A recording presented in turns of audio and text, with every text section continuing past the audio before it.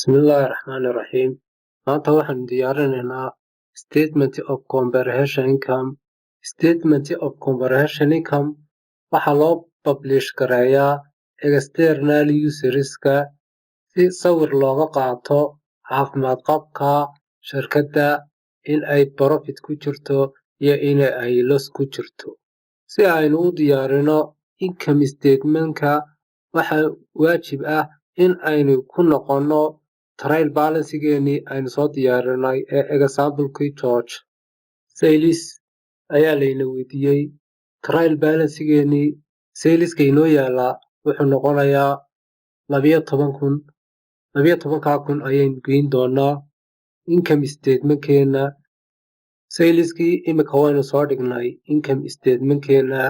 Si aynu u dhammaystirno financial income statement-keenna, waxaan saleska ka jari doonaa cost-kii alaabtii la soo iibsaday. Opening inventory-ga oo ah alaabtii hore aynu haysanay waxaa loo geyn doonaa purchase-ka alaabtii la soo iibsaday. Waxaa laga sii jari doonaa closing inventory-ga oo ah alaabtii lagu xidhay store-ka ee ku soo hadhay ee aan la iibsanin. Opening inventory-geenu waa eber, waayo wax inventory amba alaabo hore inugu sii taalay store-ka may jirin. Purchase-kana waxaynu ka eegi doonaa alaabtii aynu soo iibsanay trial balance-geena. Trial balance-ga haddaynu u nimaadno, waxaa inoo yaalaa purchase qiimihiisu yahay 12,000. waxaynu geyn doonaa income statement-keena.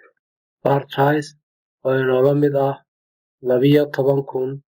waxaa laga sii jari doonaa intaa closing inventory-geenii oo ahaa 7,000 oo laga jari doono 12,000 ee purchase-ka ah.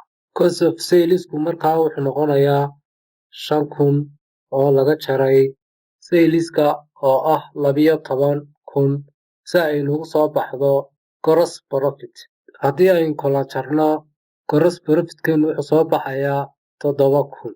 7,000 waxa weeyaan profit-kan ka helay alaabtan iibinay. Laakiin waxaa dhici karta inuu other income jiri karo sida service income, laakiin imika wax other income ma jiro, markaa waxaynu soo qaadanaynaa eber inay tahay. Haddii uu jiri lahaa other income, waa lagu dari lahaa gross profit-keena oo plus ba iman lahayd. waxaa laga jari doonaa expenses-ka jira. Imika waxaa halkaa inaga muuqdaa inuu jiro rent expenses ah. Markaa waxaynu ka soo eegi doonaa oo dib ugu noqoni trial balance-keennii inta uu inoo leegyahay rent expenses-keena. Trial balance-geena waxaa inoo yaalaa rent expenses ah 450. waxaan geyn doonaa income statement-keena si aynu uga jarno gross profit-keennii. 450 ayaa laga jari doonaa gross profit-keena. Halkaa waxaa inooga soo bixi doontaa profit for the year amba net profit oo noqonaysa 6,550. halkaa waxaa inoogu dhammaaday casharkeenii aynu ku diyaarinaynay statement of comprehension income amba income statement-ka sida loo diyaariyo.